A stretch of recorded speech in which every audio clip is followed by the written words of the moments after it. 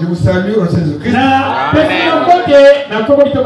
Malgré la chaleur, mais en enfer, il fait plus chaud qu'ici. Amen. Supportons pour écouter la parole de Dieu. Il a été préparé ce matin parce que nous sommes des pèlerins. Amen. Quand salut ton frère, dis bonjour pèlerin. Salut ton frère, dis nous sommes pèlerins.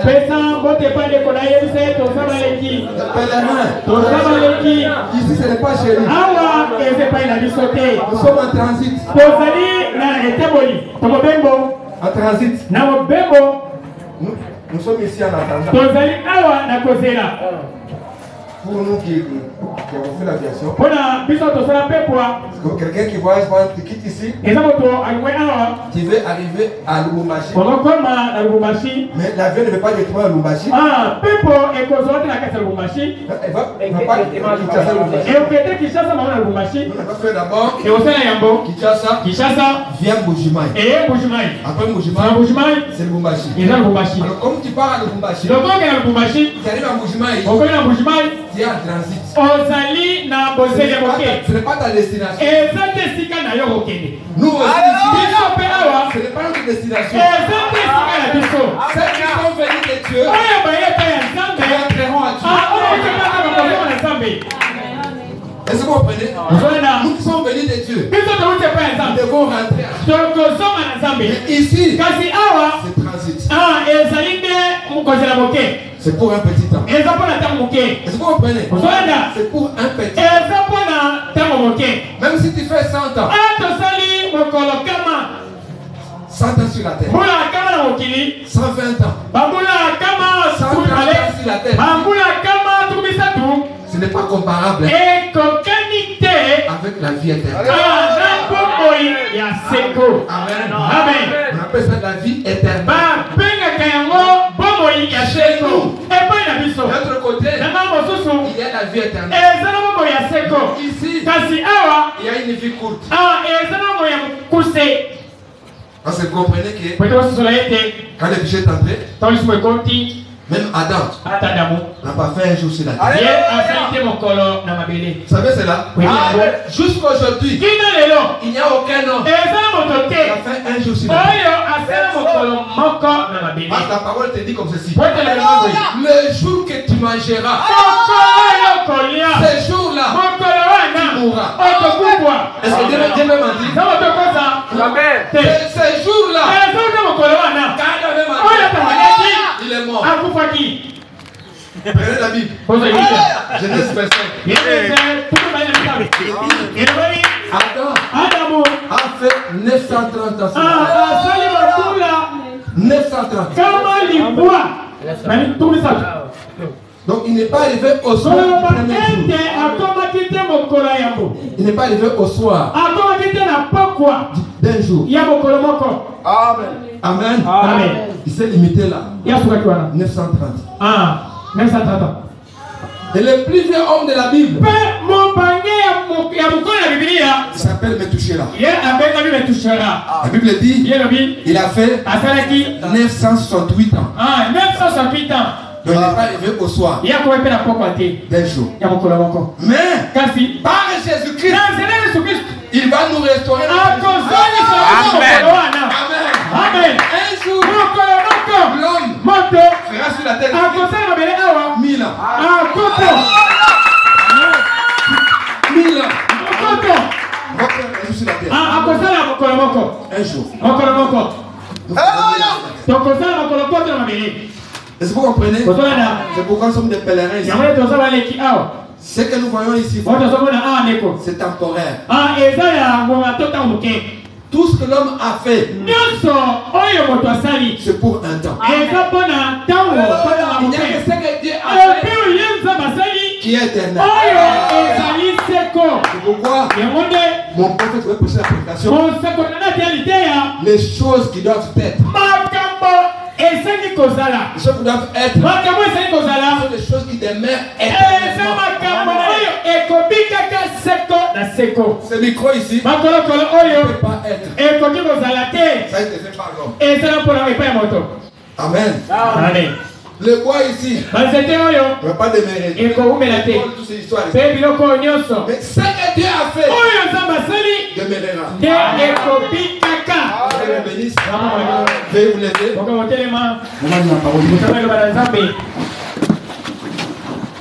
Les Psaumes 42. Verset 2 jusqu'au verset 12. Comme il soupire après les courants d'eau,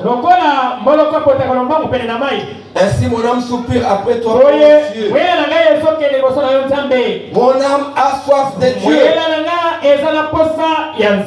du Dieu vivant. Quand il reste, je paraîtrai devant la face de Dieu.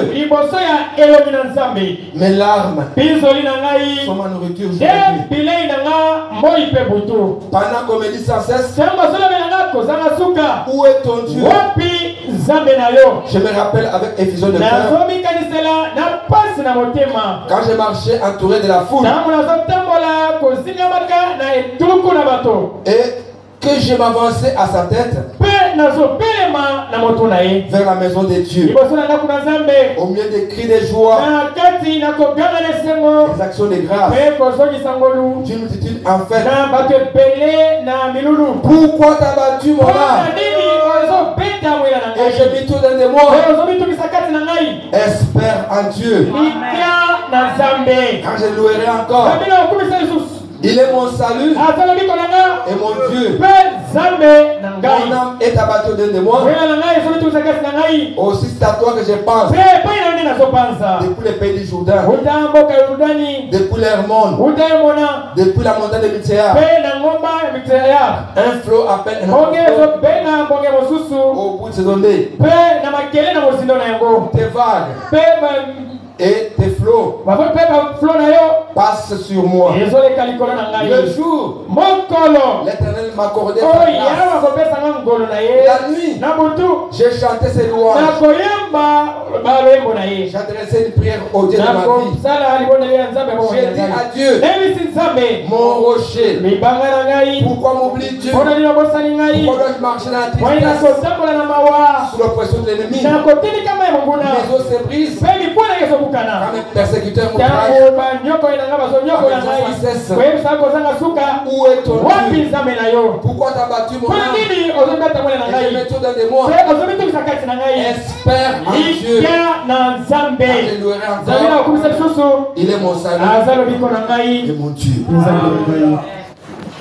Je soif de ta présence, divin, chef de ma foi.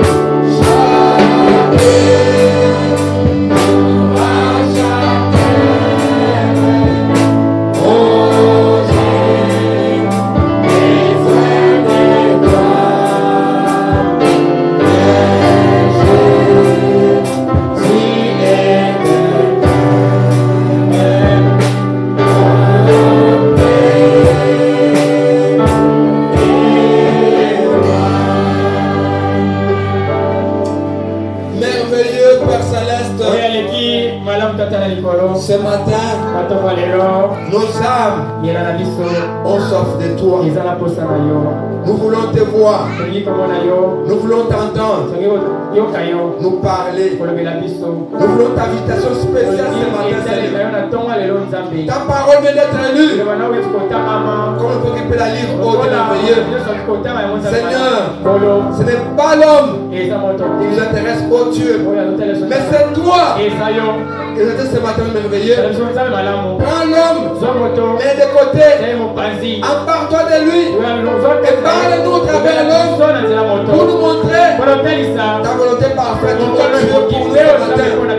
Chacun venir ici avec un poids sur le cœur, avec des besoins, avec des désirs sur le cœur. Seigneur notre Dieu, c'est toi la source intarissable. C'est toi la fontaine naissante, oh Dieu. Et nous faisons abréver, comme tu avais dit à la femme samaritaine. Tu boiras de l'eau que tu dois donner. Mais il n'y en a plus. Fontaine fait par les mains d'or. Seigneur, fais que ce matin, je ne satisfais pas ta présence. Bénis ta parole. Bénis ton serviteur. Bénis ton peuple. Oh, je te prie ainsi. Amen. Et vous asseoir. Dieu bénit sa parole.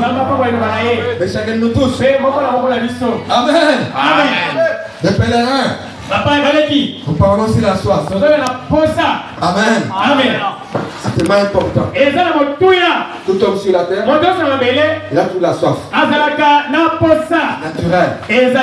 Il a créé avec soif. C'est quelque chose qui est dans chaque homme.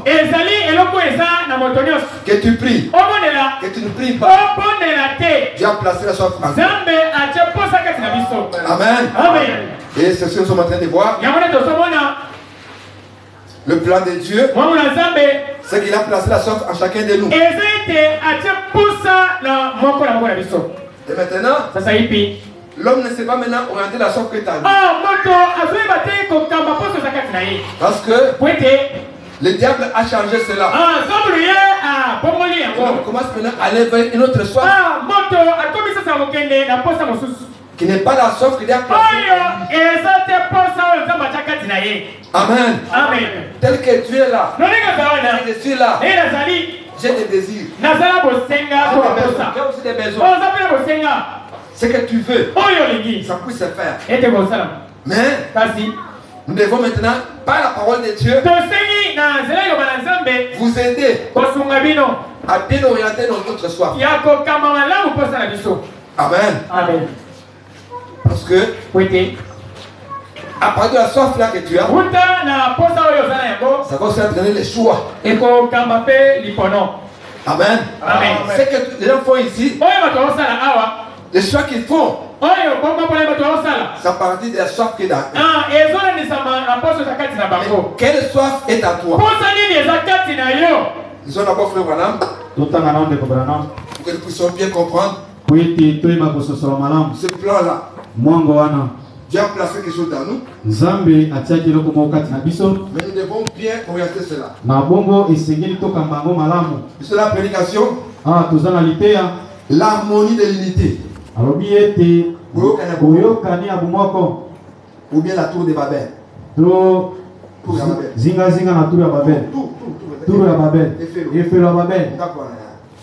Du 28 janvier 58. Du 28 janvier 1958. C'est que tu as donné pendant la semaine. On a vu dans la prédication la vie. Du 2 juin 57 aussi. Le 2 juillet 1957. Paragraphe 37 à 43. Paragraphe 37 qui 33. On répète cette maison ici. On répète pour aider ceux qui veulent seulement le dimanche. Sinon on ne devait pas répéter ça. C'est pour vous aider. Il faut bien orienter votre soif. Alors, paragraphe 7. Jusqu'au paragraphe 11. Hein? L'harmonie de l'unité. Ou la tour de Babel. Prêché le 28 janvier 58. Oui, terminé le 28 juillet 1958. 7 jusqu'à 11. Sambo kinozo minamoko. Ce soir, nous ce matin, j'aimerais parler de l'harmonie de l'unité. Maintenant, comme nous entrons directement dans la parole, par cette exhortation, et maintenant, c'est vraiment étonné quand on pense à la manière dont les gens qu'on voit ici étaient un. Il parle de l'époque de Genèse 11. Vous comprenez? Si les gens ont réussi à construire la tour de Babel, ils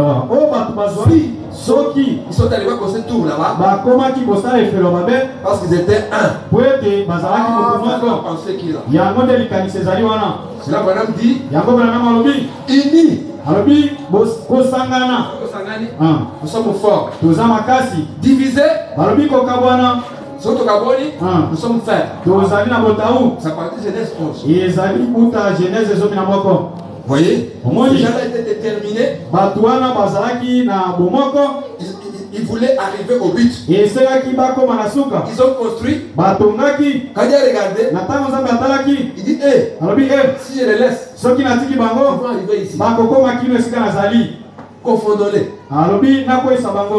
Est-ce que vous comprenez? Alors, c'est important. Il dit, vous savez, c'est le plan de Dieu. Dieu veut que les gens soient un. Amen. Amen. Mais le diable essaie de réaliser son plan. Mais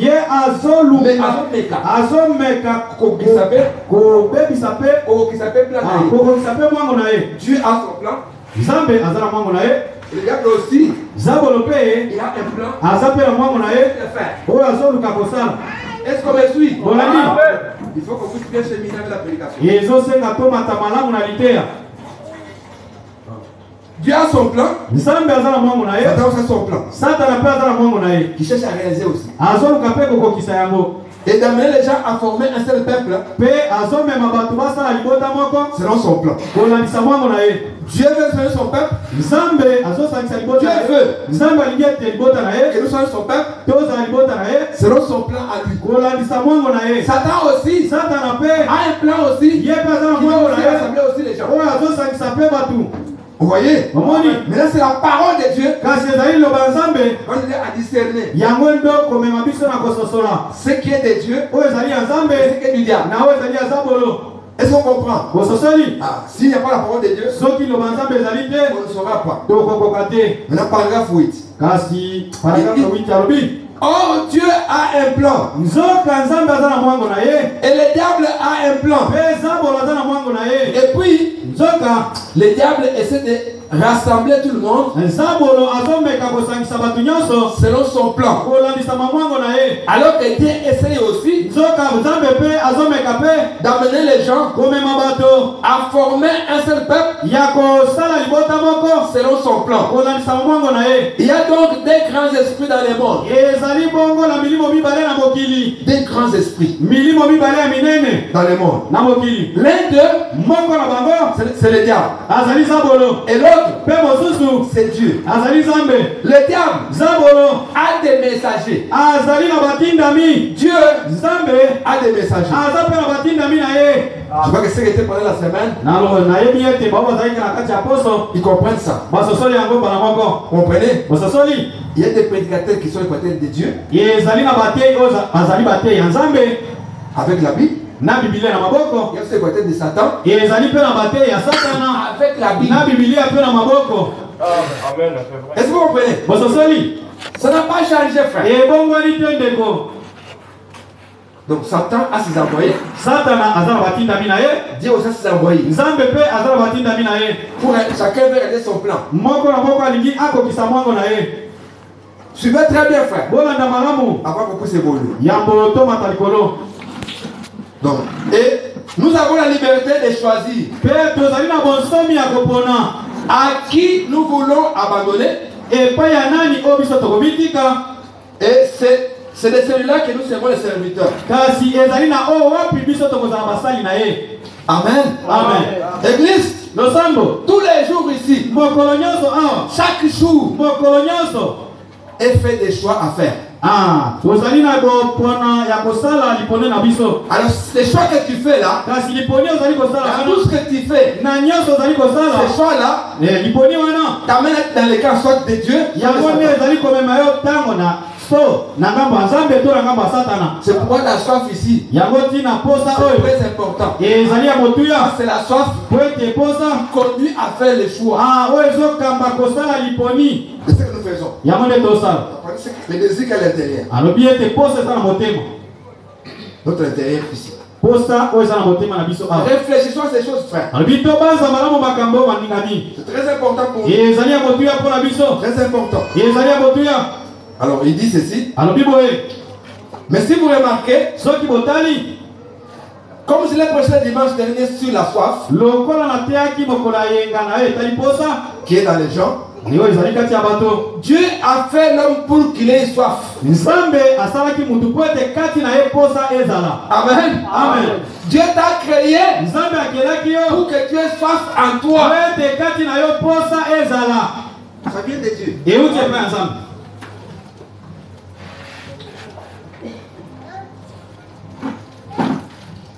Mais pour qu'il ait soif de lui,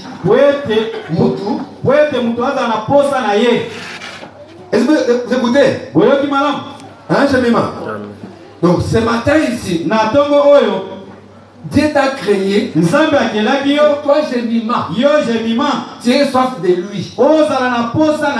Chaque frère ici, chaque sœur ici, moi-même, chacun de nous, c'est le plan de Dieu.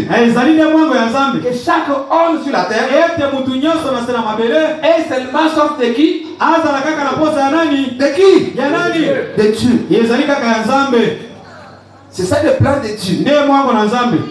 Donc tu es sur la terre pour avoir soif de Dieu. Maintenant, ce que tu fais, on va voir ce matin. C'est la soif de Dieu. On va voir ça. Mettons d'abord les fondements. Mais pour qu'il ait soif de lui,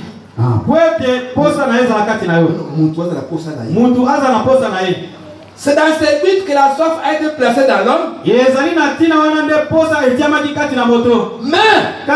le diable vient pervertir cela. Et il amène les gens à avoir soif de lui.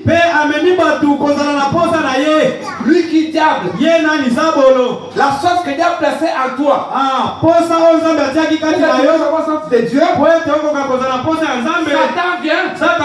Il pervertit cela. Maintenant, il est soif de Satan. Est-ce qu'on comprend? C'est pas difficile. C'est ce qui se passe aujourd'hui dans le monde. Il termine par dire. Donc, il amène les gens à avoir soif de lui par les choses du monde. Biloko ya mokilo. Nde matin que batokeza ta posa nzambe soute, on a posa ya Satan. Mais croyant que balimi nzambe. On ne va pas Satan. Hein? Donc, au sein de la Satan, mais il sait que yo za mwana nzambe. Oza mwana nzambe. Bangati. Parce que il a perverti ce que Dieu a mis en toi au départ pour lui.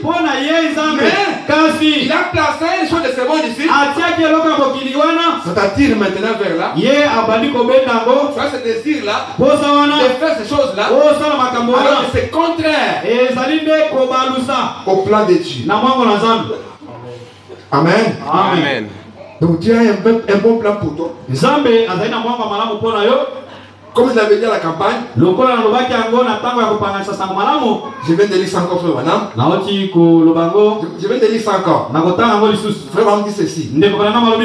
Dieu hait les péchés. Nzambe ainaka lisumu. Mais il aime le pécheur. Kasi alingaka basumuki. Amen. Amen. Toi l'homme là, Yo moto wana, Dieu t'aime. Nzambe alingi yo. Malgré que tu es un pécheur. Ata oza mosumuki. T'aime. Alingi yo. Mais il doit haïr en toi. Kasi azo inakati na yo le péché. Lisumu. C'est ce que Dieu est. Yamonde Nzambe alingi. Et aini dans l'homme, le péché. Parce que lui le péché, on ne peut pas cohabiter. Satan vient maintenant donner le désir en toi pour te pervertir, pour te il t'enlève sur le chemin de Dieu. Il t'amène ailleurs. Le travail qu'il fait. Alors, la Bible dit, si vous aimez le monde, ou les choses du monde, l'amour du Père n'est point en vous. Vous voyez donc, le diable pervertit. Il ne peut rien créer. Mais il peut pervertir ce que Dieu a créé. Le diable n'est pas un créateur. Il n'est qu'un pervertisseur. Amen. Qu'est-ce que le péché? C'est par exemple la question. Qu'est-ce que le péché? C'est la justice pervertie. Le péché c'est quoi? C'est la chose normale mais qui est pervertie. Est-ce que vous suivez? C'est comme l'adultère. C'est l'acte normal dans le mariage, mais qui est fait hors mariage. On appelle ça des péchés. Est-ce qu'on comprend? Quelque chose qui est bien, qu'on a perverti. Et l'auteur de ça, Satan. Lui ne crée pas. Lui pense que Dieu dit ça. Et ça te fait du mal. Donc Dieu a un plan. Et ce plan, c'est sa parole. Amen. Amen. Quand on parle des plans de Dieu, c'est ça le plan de Dieu. Est-ce que vous voyez? C'est ça le plan de Dieu. Alors, le vrai prédicateur qui est envoyé de Dieu, il suivra le plan de Dieu. C'est le plan de Dieu. Il prendra cette Bible. Mais ce sont les Écritures. Perverti. Et vous êtes en dehors. Il n'entendait rien de Dieu. Il n'entendait rien de Dieu parce que c'est perverti. C'est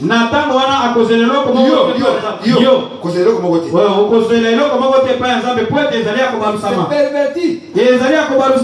Alors nous sommes en train de voir. Pendant la semaine, avec ceux qui étaient là, on a vu deux choses. La même chose c'est quoi? C'est que Satan, je mets des livres ici, il met la soif des choses du monde dans les gens pour que les gens se tournent de Dieu et qu'ils manquent le but. On a lu frère Branham, nous a montré que si Satan n'arrive pas de t'avoir du côté des choses du monde, il y a une chose que nous n'entendons pas t'avoir, c'est la religion. Amen. Amen. Si tu rates du côté, il va t'avoir côté religion. La fausse religion. La fausse adoration. Parce que la soif, c'est une douleur pénible. C'est un désir douloureux. Pénible. Ce que c'est mieux, il faut qu'il Amen. Est-ce que vous comprenez? Alors Dieu a placé à nous la soif de Dieu, la soif de la parole. C'est ça. Comme une biche soupire après ton courant. Soupire après toi, Dieu.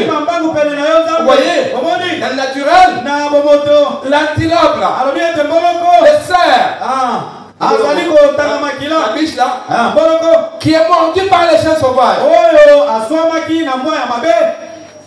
Le sang est en train de couler. Dans le naturel, quand il est blessé comme cela, il doit commencer à chercher tout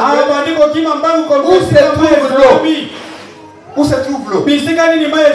S'il ne trouve pas l'eau, il meurt. Et s'il trouve l'eau, il est sauvé. C'est dans le naturel. Dans le spirituel, écoutez, au commencement, l'homme n'avait pas perdu l'argent. L'homme n'a pas perdu la femme. Ou l'homme, un mari. Au commencement, n'a pas perdu les vêtements. Ou la maison. Ou les études. Ou les voyages. Au commencement, lisez bien la parole de Dieu. De toutes les créatures que Dieu a fait, il n'y a que l'homme qui est spécial par rapport aux autres créatures. L'homme a été créé à l'image de Dieu. Amen. Tel que tu es là, frère, tu dépasses Michael. Tu dépasses Gabriel. En position de création, il y a une personne qui nous dépasse. C'est Jésus-Christ. Amen. Mais les autres créatures sont en dessous de nous. Parce que nous sommes créés à l'image de Dieu. Il n'y a aucun âge, aucun séraphin, aucun chérubin qui a été créé à l'image de Dieu. Même Lucifer n'a pas été à l'image de Dieu. L'homme a été créé pour être un petit Dieu sur la terre. Amen. Un petit Dieu ici. On devait commander, frère. On ne devait pas avoir peur. On ne devait pas avoir peur. On ne devait pas être effrayé. On ne devait pas souer. On ne devait pas souer. Amen. Selon les plans de Dieu. À cause de notre position que Dieu nous a donnée.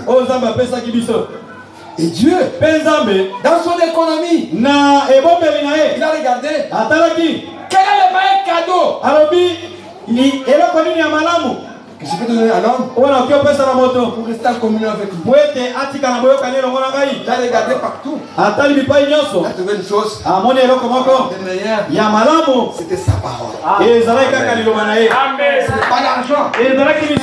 La parole. Et il a placé l'homme, disons, dans une parcelle qui s'appelle la parole. Dis-toi, tu dois rester ici. Ce sera meilleur ici. C'est l'endroit que Dieu t'a vu meilleur dans la parole. Amen. C'est où tu veux. Il dit, tout ça, c'est pour toi. Mais fais attention là, voilà. On dit, tu vas manger, tu vas mourir. C'est ce qu'on vient de dire ici. Est-ce que vous comprenez? Fais attention à ça. Et comme Dieu ne ment pas, quand Adam a péché, il est mort. Mais je vais vous dire qu'il a fait les 130 ans. Est-ce qu'il a De quel mot il était mort? C'est la mort spirituelle. C'est-à-dire, Dieu qui était à lui, la Shekinah qui était à lui, est sorti. Vous voyez? À partir de ce jour-là, où Adam avait péché, jusqu'à Jésus, il n'y a personne sur la terre en qui Dieu a encore habité. Depuis ce péché-là, Dieu n'a jamais habité dans un homme. Vous voyez? C'est là qu'il vient la soif. L'absence là de ce Dieu là dans l'homme,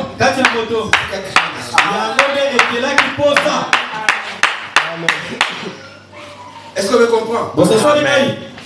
Les jours qu'Adam avait péché là, Dieu a quitté. Dans l'ombre, maintenant la sorte est devenue naturelle. Maintenant regardez lui-même Adam.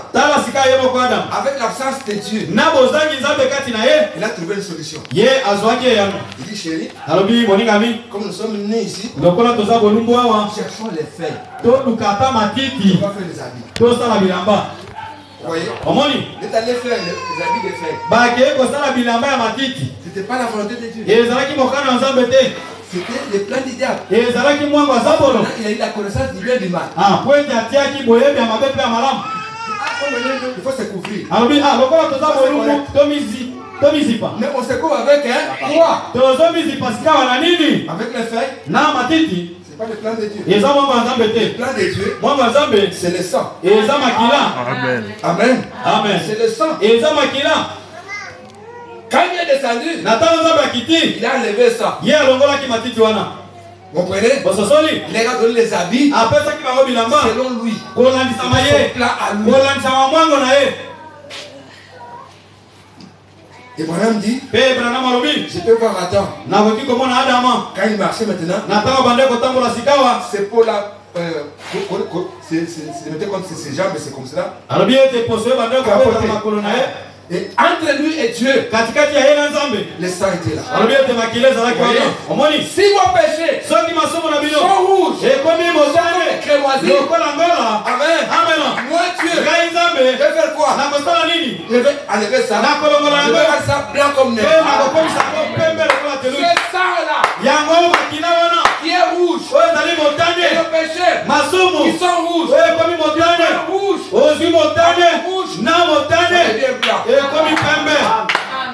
il faut le sang. Pas de feuilles de figuier. Makasa. Dans les feuilles, il n'y a pas de sang. Vous comprenez? La sang va commencer par là. Donc, ce que l'homme avait perdu, ce n'est pas la musique. Vous comprenez? La science, qu'est-ce qu'elle doit faire aujourd'hui? Améliorer les choses. Ce qu'on a fait hier, on améliore. Parce qu'il y a la soif dans chaque homme ici. Donc l'homme aime la perfection. Amen. À chaque homme. Comme quand tu veux t'habiller, tu cherches un habit qui est meilleur. Tu as la soif de la perfection. Tu veux construire une maison, tu veux construire une meilleure maison. L'homme a la soif de la perfection. La perfection n'est pas dans l'église. Amen. La perfection n'est pas dans la science. Amen. La perfection c'est en Jésus-Christ. Amen. Quand vous voyez les gens se promener, passer par là, comme je l'ai dit ici, on ne sait pas par où passer pour terminer la soif prétendue. Alors le diable les a pris par le monde. Comment aujourd'hui il est là-bas, il est là-bas, il boit, il se saoule, on ne tient pas là-bas, il trébuche, il tombe, il vomit, on l'amène jusqu'à la maison, il dort, il est blessé. Dans la Bible il est écrit, qui sont les gens qui ont des blessures sans cause?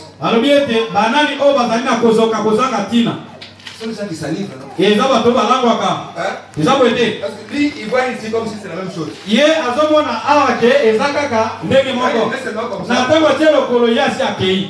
Et il a des blessures. Papa, comment nous avons kilobi? Pourquoi il y a un carnivore? Pourquoi il y a seulement. Traitez-moi à l'hôpital. À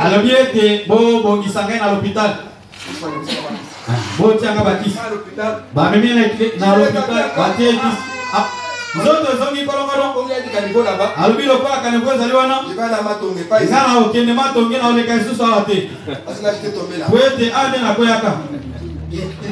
alongo akiomela na matonge ameli Il arrive là-bas. akomi kuna Il rate comme cela. azongi bongo Dans la voiture. kaka na motuka Il se chamaille avec quelqu'un dans la voiture. ye azoswana na bato na kati ya Allez, motuka. pas fait mal. ale babandi bitumbu Dis tout est bien. bavimbisi elongi Papa, tu étais mal tombé, papa, tu as dit, ah. papa ozalaki na matonge babetaki yo na elongi Yango ni tout est bien, ah. nde elongi evimbi yo Ah, matonge. matonge C'est quoi, c'est donc plaza. awa naokenda plaza kuna nayebi nga te Parce qu'il cherche quelque chose à satisfaire. po ete azoluka eloko moko ya kosilisa posa Mais il ne sait pas comment satisfaire. kasi azoyeba te lolenge nini ya kokokisa yango Est-ce que vous comprenez? bososoli Il ne sait pas comment cher. azoyeba te Parce que po ete il n'a pas de plan. ye aza na mwango te kati na ye Il n'a pas de secret. On dit que l'homme n'avait pas perdu la boisson.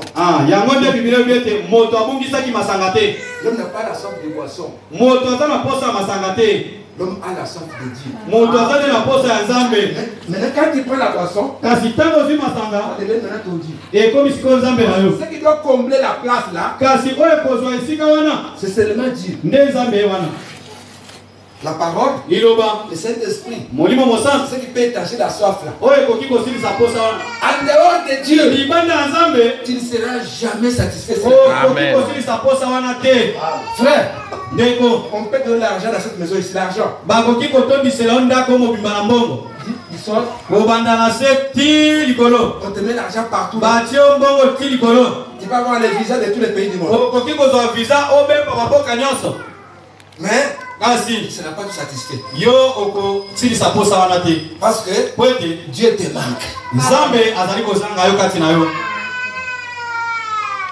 Vous voyez que tous les gens qui ont l'argent ici, ils sont en paix. okanisi ete bato nyonso baza na misolo ayo baza na kimia Ils ne sont pas en paix, frère. baza na kimia te bango nyonso Il dit seulement qu'un petit rien. kasi Un bourdonnement dehors ici. ye alingaka Tu as l'argent ici. mwa makele libanda wana mbongo eza Tu crois qu'on vient te voler. ozokanisaka bazolinga koya koyiba yo Maintenant, tu te réveilles. Ah, obandi kolamuka wana nini c'est qui ça? nani azoloba kuna libanda Parce que l'argent est là. po ete Parce que la paix n'est pas là. kimia eza te Vous voyez? omoni La paix n'est pas là. kimia eza te Quelqu'un peut dire, moto abetika kokoko Vraiment. Nani, nani tu cries. okangi Parce qu'il y a quelqu'un qui vient. po ete eza na moto azoya Hein? Il peut venir voler mon argent. akoki koya koyiba misolo na ngai Donc l'homme n'est pas satisfait. L'homme n'a pas la paix. na bongo moto aza na kimia te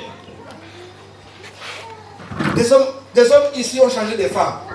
mibali oyo bazobongola basi Il s'est marié à cette femme, cette femme. abali mwasi oyo atiki oyo abali mosusu atiki oyo abali mosusu abali Et là, c'est mpe ya molai chétif, ya mwa mokuse brune, ya monene ya pembe albinos, tout, ndundu. abala ndundu Mabe.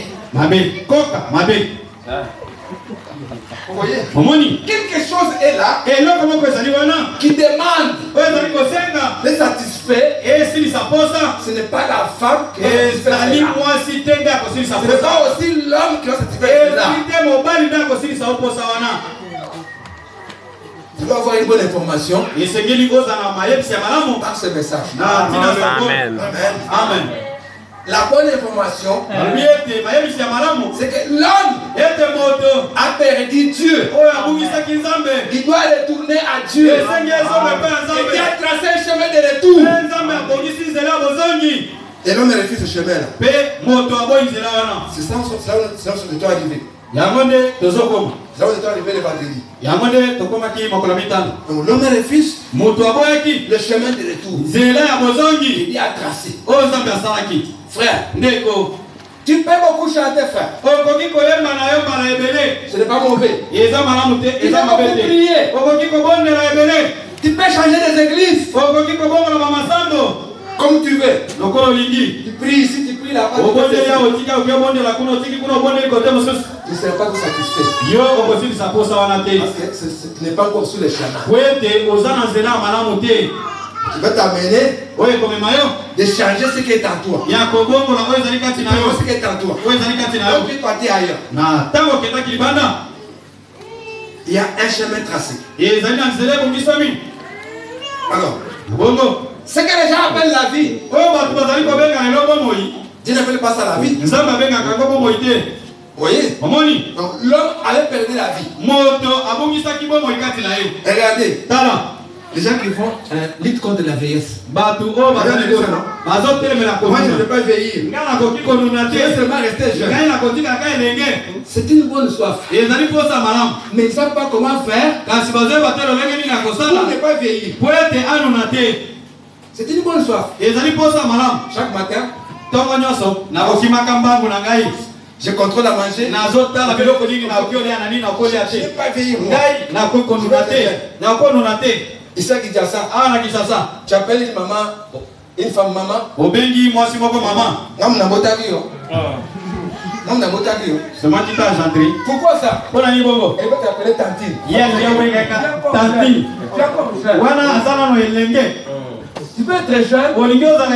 C'est une bonne chose. Il faut savoir comment on devient jeune. Ce n'est pas en prenant des produits. Des produits chimiques. Tu prends ça. Tu as pris des histoires. Je veux être belle. Je veux être beau. C'est un bon désir. Mais Dieu a sa beauté à lui. La beauté selon Dieu, ce n'est pas la beauté physique. La beauté selon Dieu, c'est le caractère. Amen. Quand tu as le caractère de Christ, tu es beau selon Dieu. Quand tu n'as pas le caractère de Christ, tu dis que tu es le plus beau homme, la plus belle femme du monde. Ça c'est pour le monde. Vous comprenez? La jeunesse. Pour rester jeune. Disait Psaume 103. Vous verrez cela. C'est Dieu qui nous rajeunit. Psaume 103. Disait cela. Comprenez? C'est Dieu qui rajeunit. C'est un bon désir de demeurer jeune. Mais pour être jeune, le verset 5. C'est lui qui rassasie de bien ta vieillesse.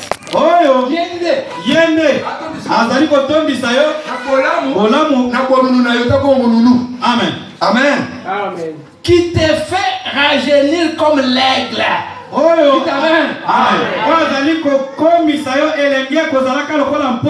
Qui te fait rajeunir? C'est Dieu. Ce ne sont pas les produits pharmaceutiques. Comprenez? Quand Jésus entre en toi, au moment de sa venue, quand il est venu, quand nous rencontrons avec lui, nous serons jeunes. Qu'est-ce qui nous rajeunit? Saint-Esprit en nous. C'est un produit qui rajeunit les gens. Vous voyez la voix? C'est un bon désir. De rester jeune, ne pas vieillir. Il faut que celui-là entre en toi, il va te rajeunir. Amen. À ce temps-là, il n'y aura pas de film. Si quelqu'un t'infilme, il a un défaut corporel. On a coupé à ce jour-là, si tu connais Christ, tu vas te ramener tout ça. Ils seront beaux et jolis. Il n'y aura pas de dents avec des tares. Avec des plaquettes sur les non. Nos dents seront comme des pères. Est-ce que vous comprenez? Donc nous allons retourner la perfection là qu'on cherche. La perfection. Parce que l'homme est la perfection. C'est une bonne soif. Est-ce que vous comprenez? C'est bon. C'est pas mauvais. Mais être parfait, pas selon les mondes, pas selon les plans du diable. Être parfait, selon les plans de Dieu. dit attendez-nous. Alors, ce que les gens appellent vie. Frère, même le dictionnaire. Prenez vos dictionnaires. Lisez. Là où on a écrit le mot vie. Il n'y a pas d'explication. Il n'y a pas de signification. Prenez ça. On commence à parler de chacun parle. Parce que la vie, c'est un mystère. La vie, c'est un homme. Amen. Amen. La vie, c'est un homme. C'est ce que notre dictionnaire ne connaît pas. Maintenant ici, dans le monde ici, chacun de nous a la célébration de la vie selon sa compréhension. Et Dieu a cette célébration. Amen. Amen. Parce que la vie, c'est Jésus-Christ. Il a dit moi, je suis le chemin, la vérité et la vie. Amen. Amen. Il a dit à Marthe et Marie, il dit, moi ici, je suis la résurrection et la vie. Amen. Amen. C'est ça la vie. Selon Dieu. Mais selon le monde, quand il y a une fête, les gens vont à la fête, ils disent qu'ils sont allés faire la vie. Ils sont dans un bar, ils font la vie. Tout à la maison comme ça.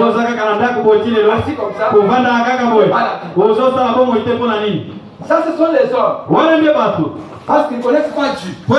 Ils ont entendu les messagers du diable. Il leur a parlé. Ce que tu crois là, qui t'a prêché ça? Parce que nous aujourd'hui, c'est que l'Esprit a parlé aujourd'hui. Amen. Par son messager. Par le messager Branham. Dieu a dit, c'est que c'est après la vie. C'est pas ça la vie. C'est pas ça la vie. Ils ont d'abord fait Branham. Avoir soif de la vie. Du 28 juillet 57. Hein? 28 juillet 1957. Il y en a beaucoup. Écrivez la date. 28 juillet 57. Le 28 juillet 1957. Avoir soif de la vie. Nous lisons des paragraphes. D'abord 29. Et puis 35. 29. Ainsi, il devait y avoir quelque chose qui avait à l'esprit. Ainsi, après avoir étudié un peu, j'ai commencé à me rappeler que la vie a plusieurs significations différentes. Est-ce que vous suivez? Parce qu'il tire ça de Psaume 63 que je t'avais dit. 63. 63. Parce que là nous avons lu avec vous. Psaume 42. Ce sont les fils de Corée qui ont chanté ça. David a chanté la soif dans le psaume 63. Verset 2, verset 3. Jusqu'au verset 4 là-bas. Ce qui Branham dit ici, ça devait beaucoup intriguer, ça devait beaucoup tourmenter. Et il dit que ta bonté vaut mieux que la vie. Alors c'est pour la question, mais qu'est-ce qui peut être meilleur que la vie? Comment David dit que ta bonté vaut mieux que la vie. Je que maintenant j'ai compris que il y a plusieurs sortes de vie. Amen. Ce que les gens appellent vie, ils comprennent ça de plusieurs façons. Ce n'est pas la vie selon Dieu. Donc leur façon de comprendre c'est vous comprenez? Laisse-moi, je fais ma vie. Vous savez, le but, ça vit dans la vie, le niveau ça. Chacun, il a ce qu'il pense. Il appelle cela la vie. Est-ce que vous comprenez? Mais ce n'est pas cela. Mais ils allaient en côté. C'est pas comme cela. Ils allaient bon côté. On a dit ici. Parfois, cette vie que les gens appellent la vie, ce n'est pas vraiment la vie. C'est une vie pervertie. Parce que il n'y a en réalité qu'une seule vie. Amen, amen. En réalité, combien de vies? Une seule vie. Laisse-moi faire ma vie. Vous voulez manger? Toi qui manges beaucoup. Manger, ce n'est pas ça faire la vie.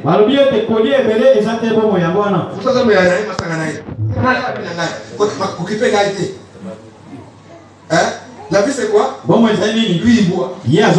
L'autre c'est positif.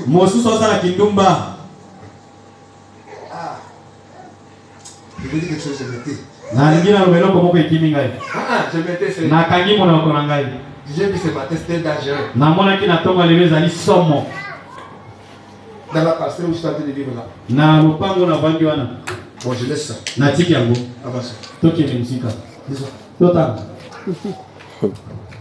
Il dit, c'est une vie pervertie. Parce qu'il y a en réalité qu'une seule vie. Et c'est la vie éternelle. Il n'y a qu'une seule vie. Il n'y a qu'une seule vie éternelle.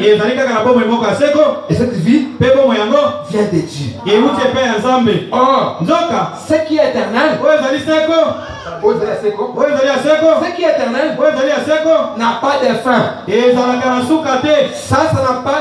Ça n'a pas de commencement non plus. Et maintenant, tout ce qui est en dehors de cela, c'est quelque chose de perverti. Amen. Amen. Il y a ma paix. Ok, il y a la vie éternelle. Bon, il y a ce qu'on. Nous sommes les il y a ma paix. Il y a Tina T. Il y a Kosa la T. Il y a Kolula T. Il y a la Posa T. Amen. Parce qu'on avait perdu la vie éternelle. On avait perdu Dieu. L'homme a été créé pour que Dieu habite en lui. Regardez David. Dans la Bible. David. Dit j'habite un palais royal. Ils sont plutôt comme ça. L'arche de Dieu. Dans des tentes. Non. Je dois construire une maison pour Dieu. Il appelle les prophètes. Vous mettez bien. Regarde moi, en tout cas, je vais construire. Et moi, je le dis en tout cas, c'est une bonne idée. On va faire ça. Quand les prophètes rentrent, Dieu maintenant vient. Amen. Est-ce que les gens du message comprennent que ce serait un prophète? Est-ce que un prophète, il peut aussi parler comme un homme. Quand il dit ainsi dit le Seigneur, il faut faire attention. Vous voyez? Les prophètes ont dit qu'on va construire pour Dieu. Mais quand les prophètes entrent, Dieu lui dit, va dire à mon serviteur David, le ciel ici, c'est mon toit. La terre ici, si nous voulons faire l'imagination humaine, c'est que Dieu est assis là-bas au ciel. Il dit, mais quelle maison vous allez me bâtir? La terre. Quelle maison va me continuer? Vous voyez? Ce qu'un homme fait, ça ne peut pas satisfaire Dieu.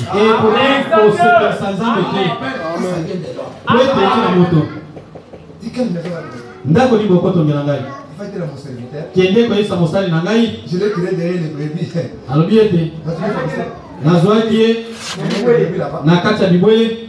C'est un homme de ça. Azali moto ya makila. Il a beaucoup tué. Ah, bomaki ebele. Ça sera pas lui. Et kozala yete. Son fils après lui. Ah, mwana o kolanda mwana na ye. Sur cette maison là. Yenda kotongela ndako wana. Mais néanmoins, David demeure toujours l'homme selon le cœur de Dieu.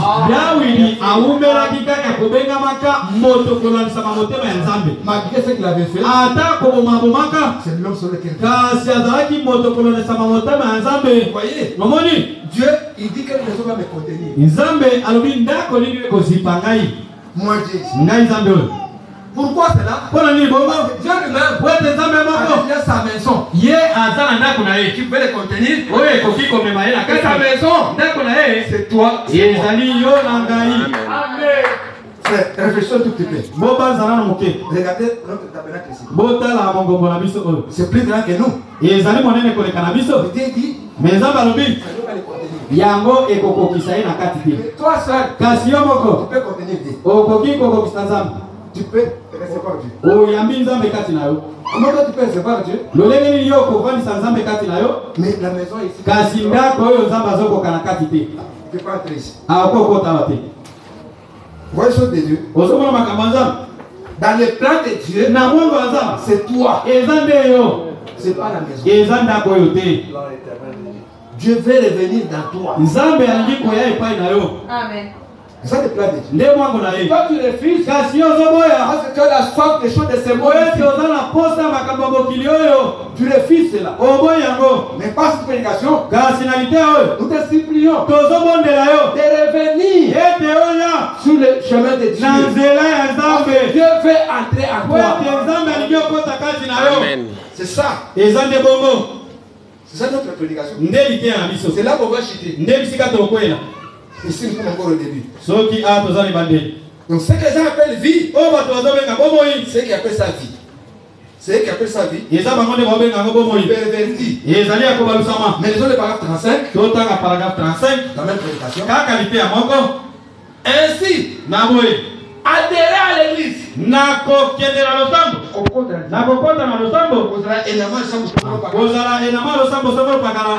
Ce n'est pas ça la vie. Ce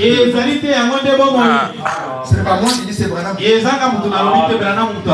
que vous suivez? Adhérer à l'église, ce n'est pas ça la vie.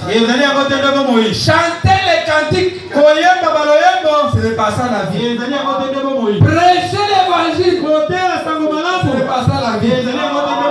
L'unique moyen par lequel vous pouvez avoir la vie, c'est en les connaissant lui.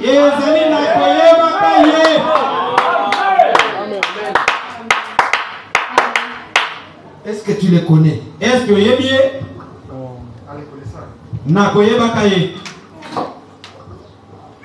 C'est là le problème de l'église aujourd'hui. Oh frère, nous sommes des anciens. Quand on prêche, ce n'est pas l'affaire. Nous respectons les anciens. Amen.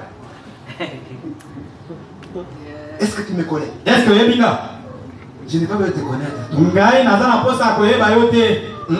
Est-ce que tu parles bien français? Est-ce que moi je parle français? Toi tu peux être là. Ce n'est pas ça. Quand moi je m'habille, hein? On a la forme. On a la forme.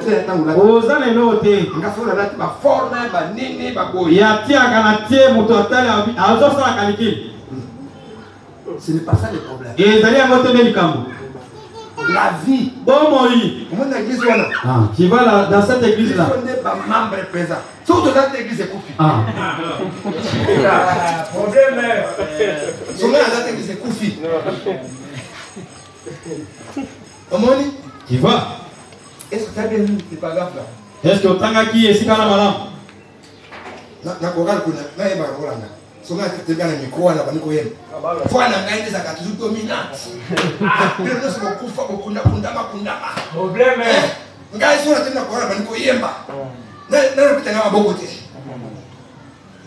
n'est pas ça. Ils allaient à côté. Amen. Amen. Les problèmes qui est ici. On a parlé de vendredi. Ici, pour combler la soif, le chemin qui mène à cela, c'est la nouvelle naissance. Aujourd'hui, même dans ces messages, nous avons des difficultés dans l'église. Dans l'église, commençant par la chaîne ici. Il y a des péteurs qui sont pas nés de nouveau. Très bien. Ils sont là. Derrière la chaîne. Là, vous êtes assis là. Il y a des gens qui sont pas nés de nouveau. Ils viennent à l'église. Et ce sont toujours eux qui causent des troubles à l'église. Si Christ entre en toi, il est le prince de la paix. Même si tu as raison, tu ne créeras pas de trouble. Même si tu as raison. Parce que le prince de paix est en toi. Comprends? Si Christ est en toi, il produit la joie. Que tu aies mangé ou pas, que tu aies des souliers ou pas.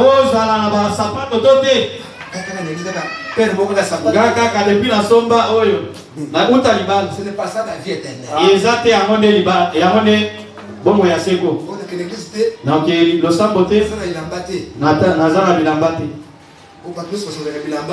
Tout le monde change les habits, mais moi je passe seulement avec cette chemise chaque dimanche. On m'a vu trop avec cette babouche ici. Je me suis parti encore ici avec cette babouche. Tu vois? Moni. C'est encore la soif du monde. Tu convoites les autres. Si Christ entre en toi, même pieds nus, je vais aller à l'église.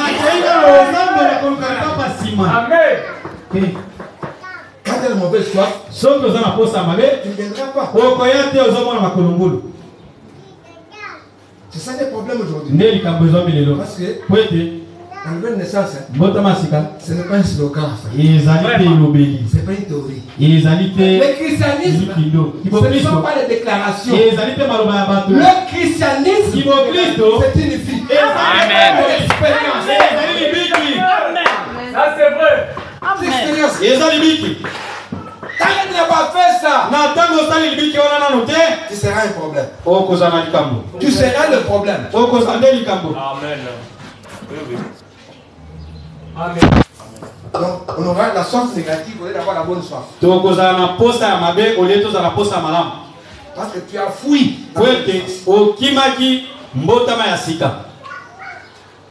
J'ai toujours dit ceci, frère. Laissez-moi le répéter encore.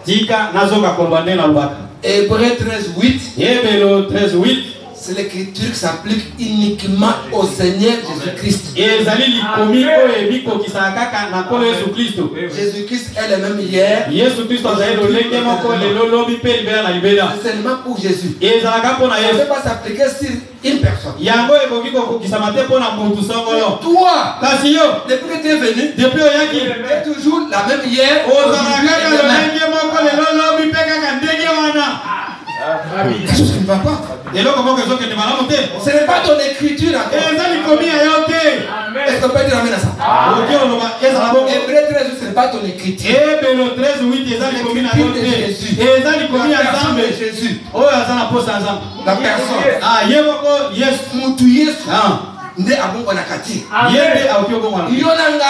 Il faut que nous allons changer. Nous devons.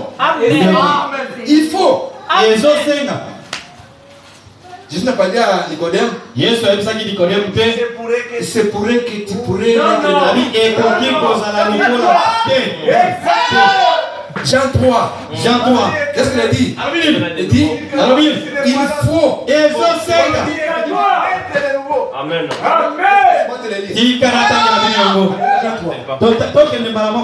Jean 3. Il n'a n'a pas dit que si tu veux, non. Il n'a pas dit ça. Verset 7. Jean 3, 7. Ne t'étonne pas. Ne t'étonne pas. Que je t'ai dit. Il faut que vous naissiez de nouveau. Il faut. Est-ce que vous suivez? L'homme qui est né de la femme, il est né dans les péchés. Il respire le péché. Il parle le péché. Vous comprenez? Ainsi que Dieu ne te condamne pas parce que tu es né péché. Nous sommes conçus dans les péchés. Nous sommes nés dans les péchés. À cause du péché, Dieu lui-même a frayé le chemin. Amen. Amen. Je te dis, il faut passer par ces chemins. Quand tu refuses ce chemin-là, tu es condamné.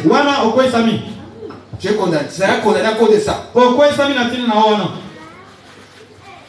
Beaucoup de gens aujourd'hui, ils ont fui la nouvelle naissance. Ils ont fui. Il dit, l'unique moyen par lequel vous pouvez avoir la vie,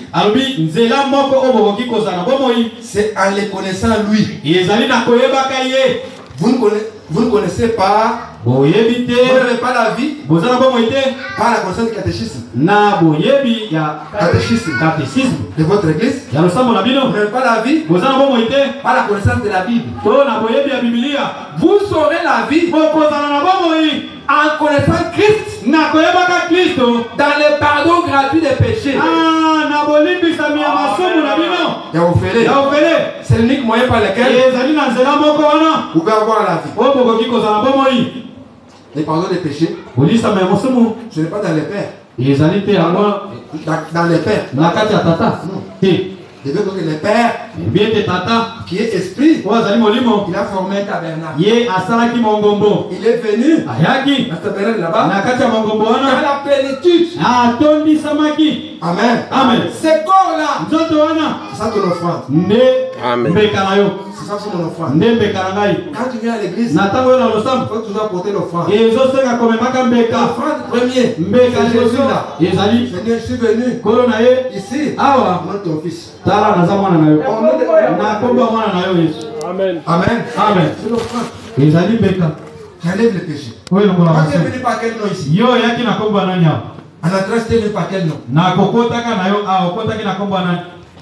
Parce que je suis un pécheur. Je me reconnais pécheur. Je viens pour Jésus-Christ. Amen. Amen. À ce moment-là, Dieu m'accepte. Mais tu es venu dans quel nom? Avec quelle offrande? C'est l'offrande de Christ qui apporte le pardon. C'est ce nom-là qui enlève le péché. Ce nom-là qui amène la délivrance. Ce nom-là qui amène la rédemption. Ce nom-là il amène la paix. Ce nom-là amène la victoire. C'est la victoire par ce nom-là. Toi, tu es venu par quel nom? Et pourquoi? Quel objectif qui t'a amené ici? Tu dois faire le choix. Quelle est la soif qui est en toi? C'est étonnant. Tu as fait beaucoup de temps. On doit réparer toutes les mêmes choses. Quelle est la cause? Tu as fui la nouvelle naissance. 2 Corinthiens 5:17 dit. 2 Corinthiens 15:17. 5 tous ceux qui sont en Christ sont une nouvelle création. Amen. Amen. Les anciennes choses sont passées. Et voici, toutes choses sont devenues nouvelles.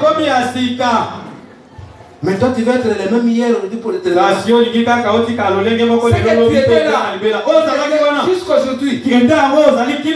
Non mon frère. Non ma soeur. Tu dois passer à l'hôtel. Regardez. Il a dit ceci. Abel était mort. Là où il avait sacrifié son sacrifice. Chaque enfant de Dieu doit mourir avec son sacrifice. Amen. À l'hôtel là où il avait sacrifié, c'est là que nous allons tourner. En d'autres termes, si tu vois l'homme appelé Jésus, si tu vois par la foi, tu dois renoncer à toi-même. Amen. Amen. Tu dois regretter la vie que tu as menée avant de voir cet homme-là. Parce que les connaître lui, c'est pas la révélation. C'est pas que tu regardes quelqu'un qui dit ça. Ma fille, c'est moi Jésus, regarde. Regarde mes mains. Tu as vu un démon. Jésus, il n'a pas démontré le Seigneur. C'est moi Jésus. Moi, j'aime beaucoup. Il y avait une dame là. Parce qu'avant de voir le message, j'étais dans le groupe de prière.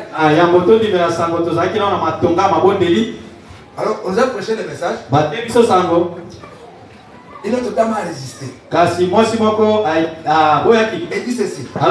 Moi, pourquoi que la femme n'a pas coupé ses cheveux? La cheveux, c'est les voiles. Moi, j'ai des prophéties. Il faut que Dieu me parle en prophétie. Je crois. Ce n'est pas le moyen de faire des dieux. La foi ne me va pas la prophétie. La foi,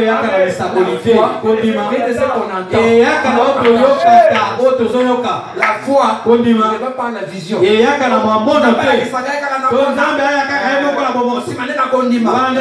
Ça ne se fera pas comme ça. Tu dois entendre et dire que c'est vrai ou c'est faux.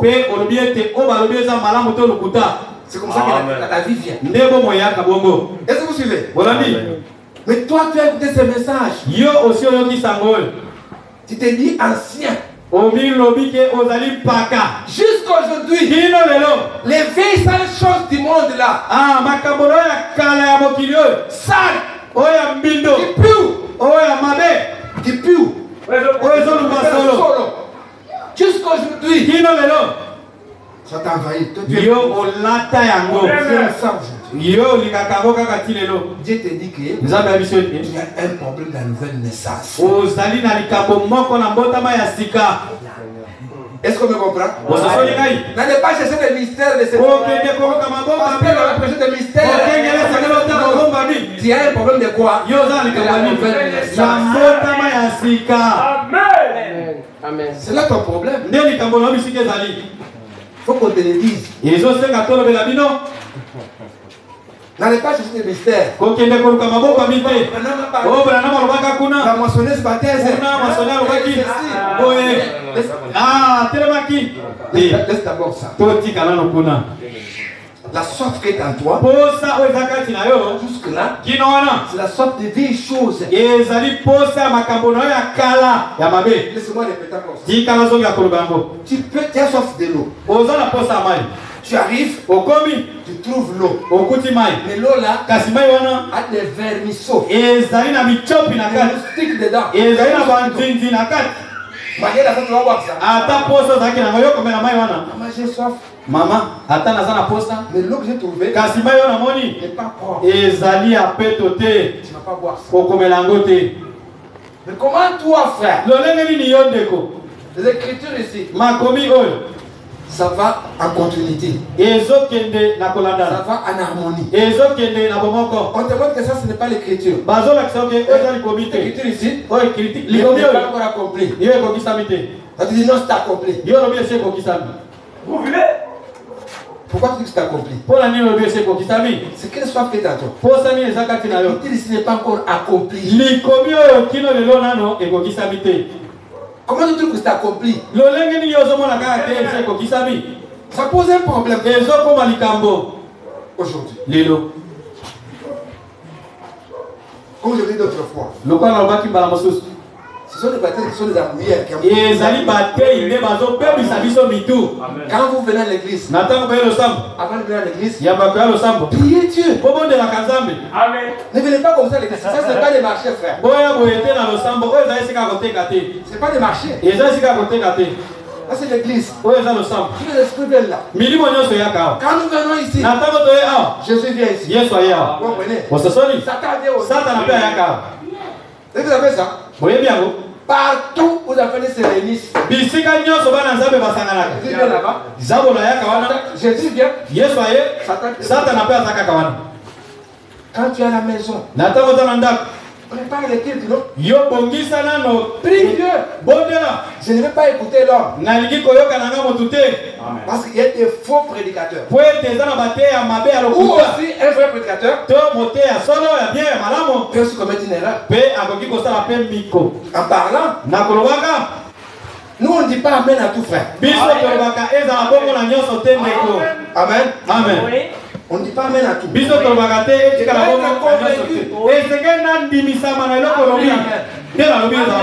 ne suis pas convaincu. Ce n'est pas un péché. Ce n'est pas un péché. Les Écritures qui sont dans la parole de Dieu, le messager de l'heure est venu révéler les prophéties et il a montré ce qui va arriver. Si un prédicateur est envoyé de Dieu, il doit savoir placer les choses à l'espace. Et c'est ça le trouble dans le message. Les prédicateurs qui ont prêché des faussetés aujourd'hui. Non, dans les temps. Aujourd'hui, ils se sont rendus compte qu'ils n'avaient pas le prêcher. Honte de réparer cela. On commence à mourir. D'autres hommes ne parlent plus. Et c'est ceux qui parlaient avant. Je donne l'exemple. Le troisième Adam. On a combattu ça vers les années 90. Mais aujourd'hui, on n'a pas. Vous voyez? C'est ça l'eau que je parle là. Quand du message. Quel message toi sois? Les histoires de l'intérieur. Ce n'est pas encore le message. Le message apporté par William Branham, c'est la parole pure. Et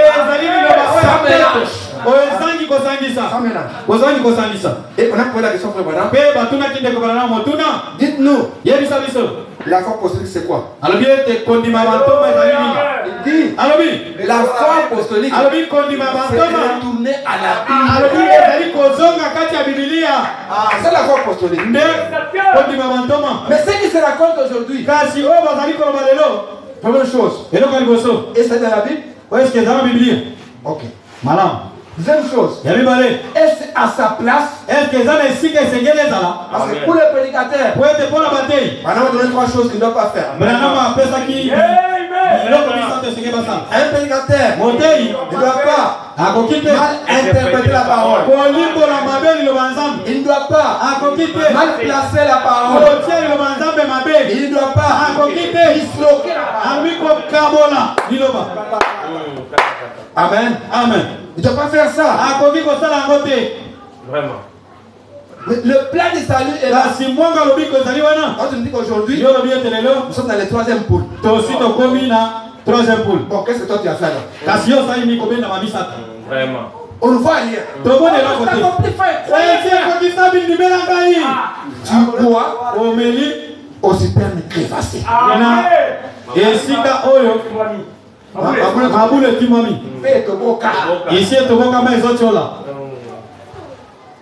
Il faut rentrer à la source originale. Nous avons dit ceci. Ceux qui sont de Dieu vont rentrer à Dieu. Est-ce qu'on comprend ça d'ailleurs? Si tu es de Dieu, tu ne croiras pas les mensonges. Même si on peut embellir ça n'importe comment. Si tu es de Dieu, nous sommes des humains, frères. On peut faire des erreurs. Branham dit, chaque homme doit commettre une erreur. On peut être des humains, frères. Mais on ne peut pas demeurer dans l'erreur d'un bout à l'autre. Ça ne marche pas. La soif qui est en toi, sauf qu'il vient de Satan. La soif de Dieu t'amènera à te repentir. Un enfant de Dieu, il s'humilie. C'est ça le secret. Satan ne connaît pas. Satan ne connaît pas. Dieu, il est tellement grand. Il peut aussi s'humilier. Voyez, c'est un mystère. Dieu, la grandeur de Dieu, il peut devenir petit. Et il est devenu un bébé. Il est dans la crèche. Vous comprenez?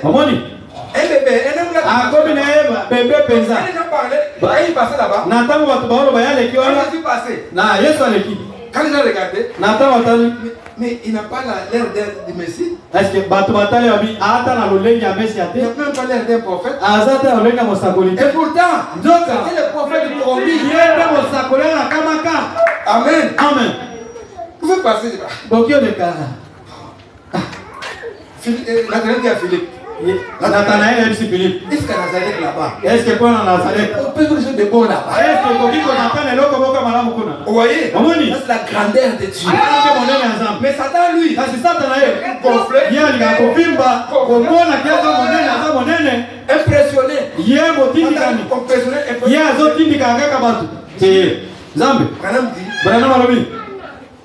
L'évangile ne brille pas. Ne brille pas. Mais l'évangile, lui, ils ont fait sa pôle. Ils diffusent la lumière. Ils ont fait sa pôle.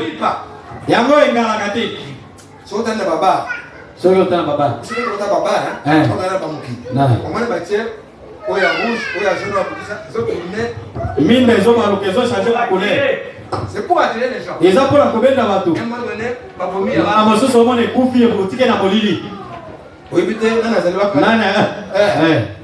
Mais l'évangile, ça Yango et Pelaka.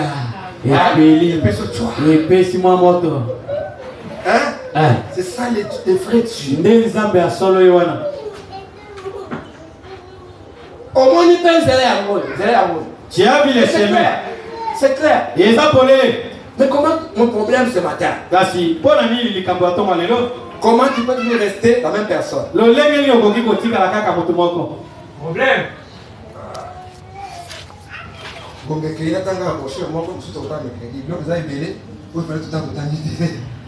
Bon, tout le temps, ta bonté.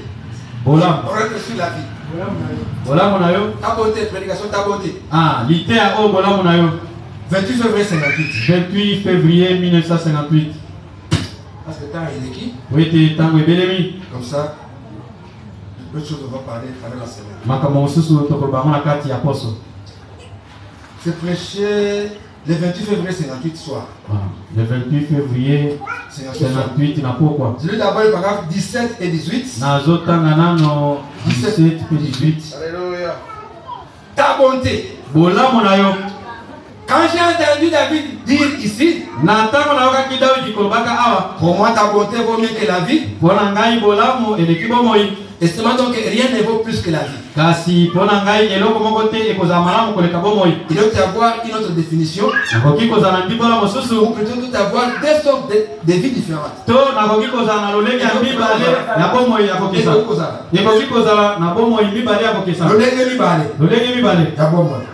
Il y a deux sortes de vies. Il y a une vie qui mène à la win.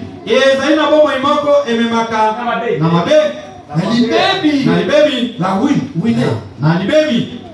Et il y a une vie qui mène à l'éternité. Amen. Ta soif maintenant. C'est pour quelle vie?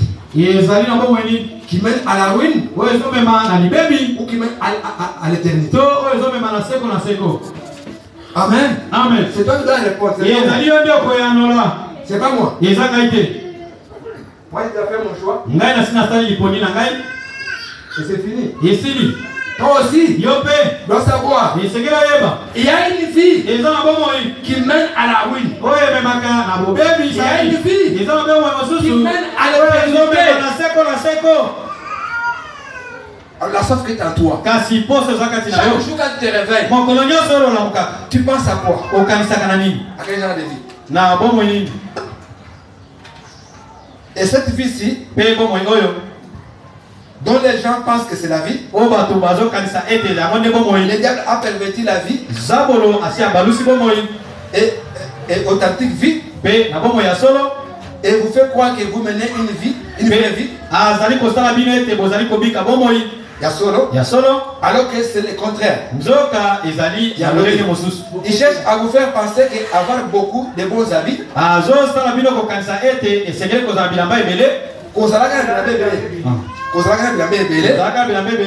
que posséder une belle voiture, et que du fait que les taxes ont été payées à votre place,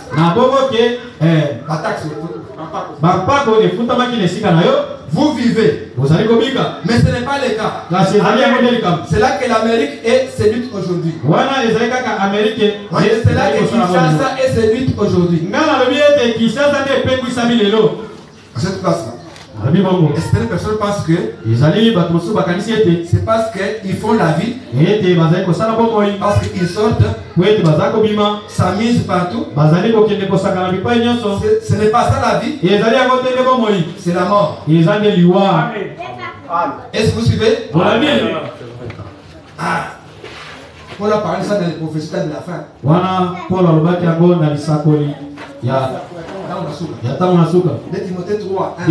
De Timothée 3, 1 à 5.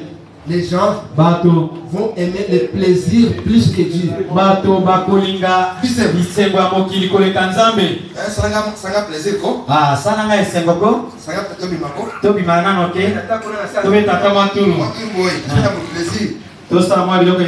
n'aime pas la parole de Dieu. Donc, paragraphe 23. Paragraphe 23. 27 là-bas. Il y en a 27 qu'on a. Branham dit. Maintenant, qu'est-ce qui fait que la personne ait soif? Alors, il y a une raison à cela. Qu'est-ce qui fait que les gens veulent boire? Qu'est-ce qui fait que les femmes ainsi que les hommes veulent être infidèles?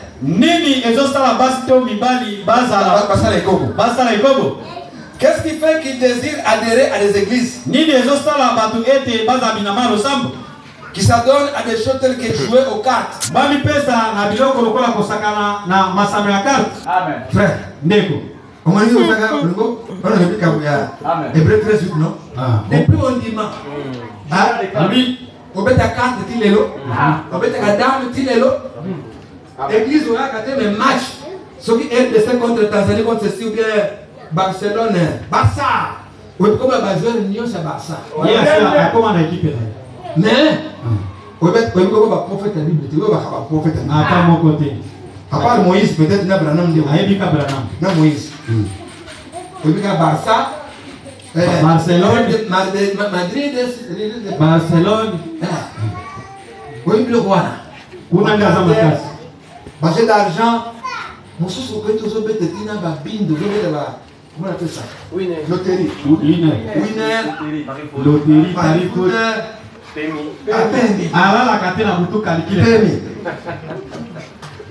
Donc tu es toujours le même frère là. Tu dis que tu fais la vie. La soif est en toi.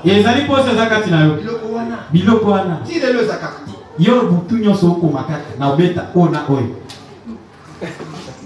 Banabasi de l'homme. Babosatina crayon alors que bonne sport a beauté na liste. Tu peux pas botter liste wana na tâche kuna. Ne okoma nani? Okoma sanza. Hein? Bato bonne liste. Biso zopela na kati. Ni communauté ya nyama. Quelle injure vous injurez Dieu? Kasi kofinga nini bozo finga nzambe? Donc manzaka weza mabe. Nzambe yo kuto yeba to kelanga te manzaka we oti. Abe oti. Pesa manzaka nde ya plastique kwa. Oti la sandi ya malamu. Est-ce que vous avez que kuna na ba end kuna? Na end. Bino bande ko basi o benga.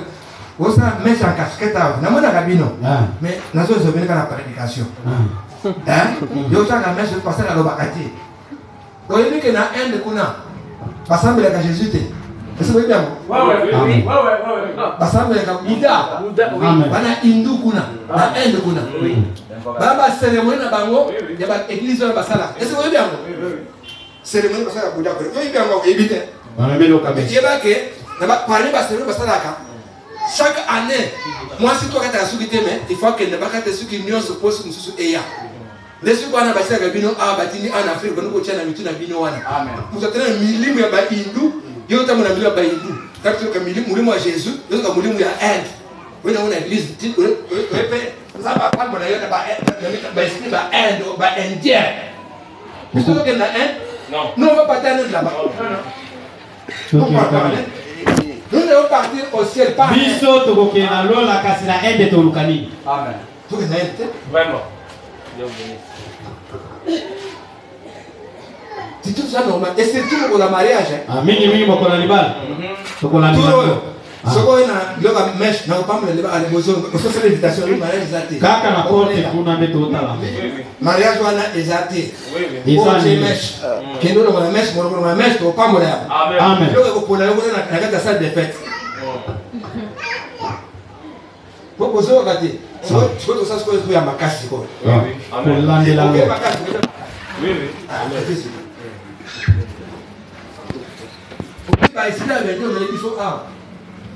Alors que nous nous plaçons l'esprit. Biso tolingi molimo mosat. Donc toi, Kasio.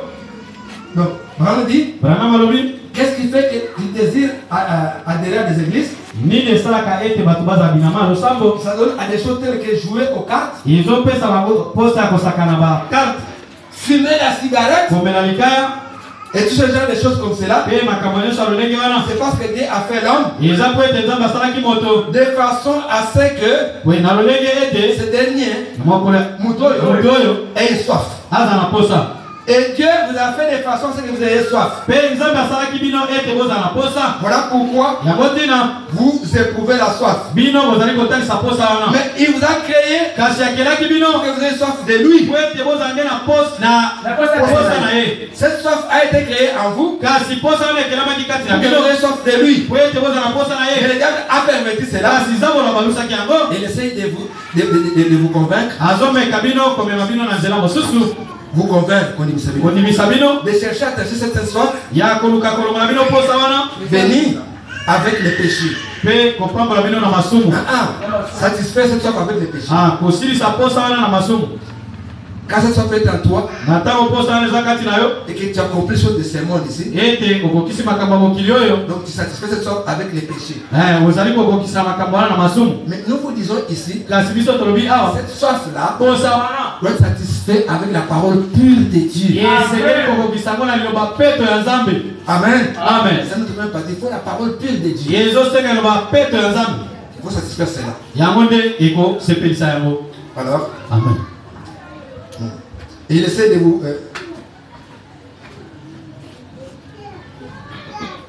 Vous n'avez pas le droit de chercher à étancher cette soif bénie.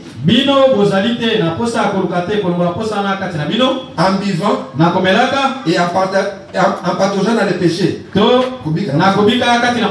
Souvenez-vous-en. Dieu vous a créé pour que vous ayez soif de lui dans la justice. Et le diable dévie cela. Et il y a tant de choses avec lequel détacher cela. C'est la raison pour laquelle vous n'allez plus à l'église mercredi. Est-ce que vous suivez?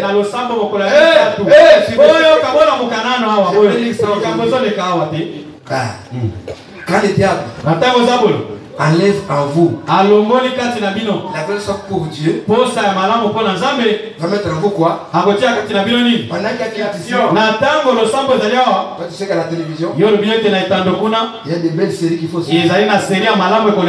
On est l'église. C'est même possible des séries. Et il y a la musique là-bas. Il y a des films là-bas. Pendant qu'il y a culte, au lieu de venir dire que Dieu, j'ai besoin de toi, tu dis non. Où est la sonne? C'est ce que tu fais. Vous aimez où est la sonne? Vous aimez JB Piano? Vous aimez les bayous de Likongo? Tous ces gens là-bas, c'est ce que quand il y a quitte ici, ils ne sont pas pressés pour ça. Que Christ en toi, la même chose que tu vas mettre en toi, l'empressement pour aller à l'église. Même quand on voit seulement une parole, on peut consoler. Comme le capitaine romain là. Seigneur, dis seulement une parole. Et mon secret sera gagné. Il dit Seigneur, dis-moi seulement une et mon âme je serai satisfait. La sorte sera terminée. Mais à la place, les gens aiment leur commerce. Frère, vous qui faites des commerces, vous qui êtes des motards, c'est pas la question. Si tu donnes seulement 2 heures à Dieu, 2 heures. C'est pas toute la semaine. Le vendredi. Il doit seulement 2 heures à Dieu. Tu vas perdre quoi?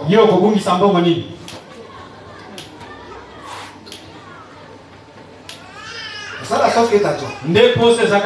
L'argent, c'est notre serviteur. Amen. Vous comprenez? Mais vous ne savez pas serviteur de l'argent. Non, non. L'argent doit être notre serviteur. L'argent doit nous servir. Est-ce qu'on me suit? Amen. Tu es motard. Tu veux seulement l'église dimanche. Dimanche là aussi tu viens en retard. Tu ne médites même pas. Tu es champion de retard. Parce que le matin là, après tu viens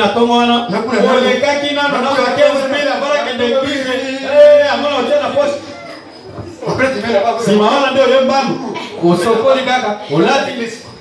Amen. Amen. Tu vas écouter quoi? Tu vas rien écouter. Frère, quand il y a sacrifice, dis frère Branham, quand tu sacrifies quelque chose dans la vie, tu vas gagner. Dieu du ciel, c'est là que tu vas gagner. La sorte est à toi, en sa présence. Tu veux être dans ta présence. Et c'est là dans la face de Dieu. Maintenant c'est le temps d'aller à l'église. Seigneur, natiki kokumba nanga moto. Natiki Seigneur. Je te dire les motards, mais toi. Nous sommes habités. Yo. Oh, faut faire blague dans retard. Il faut aller à l'église. Bado yo kanzala. Est-ce que l'église n'a ça? Bayanga lo samba na yo kani.